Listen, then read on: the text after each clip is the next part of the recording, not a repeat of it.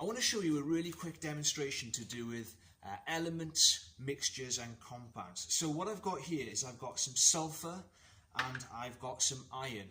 Now sulfur and iron are both elements. The only thing I've got in this little tube here is some sulfur, and the only thing I've got in this little tube here is some iron. Now I'm going to show you that you can separate a mixture of iron and sulfur, but that you can't separate a compound made from iron and sulfur. So first of all, our iron is a magnetic element. That means that I can take a little magnet like this and I can move my iron around using a magnet. Sulfur on the other hand is not magnetic. So when I move my magnet around this tube, you can see that the sulfur does not move with it at all. Now, what I've got over here is I've got a mixture in this test tube. I've got a mixture of iron and sulfur. So what I can do, because it's a mixture, because it's just been physically mixed and not been chemically combined, I can separate the iron away from the sulfur. So hopefully you can see I'm moving the iron up, but I can see that you've got that yellow sulfur left behind at the bottom.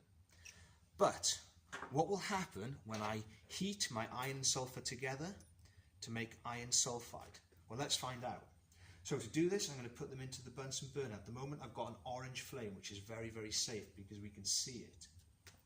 I'm going to use a slightly hotter flame, so I'm going to go to a nice blue flame, which is hotter.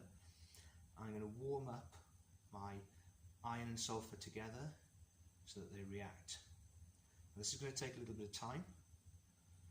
And what I'm doing here is I'm turning it from a mixture into a compound.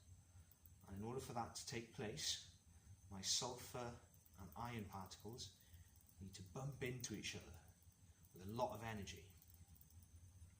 And this reaction isn't going to take very long. It's actually quite fast. I can see now a small colour change which tells me that the reaction has pretty much finished. So just make sure, let it cool down a little bit first of all. And I made some iron sulfide. Now, what I've made here is a compound. So the iron and sulfide are no longer mixed together, they are chemically bonded. And let's just see if I can separate my compound using my magnet. So I'm going to take my magnet and I'm going to see, no, not at all. So, a compound cannot be separated physically.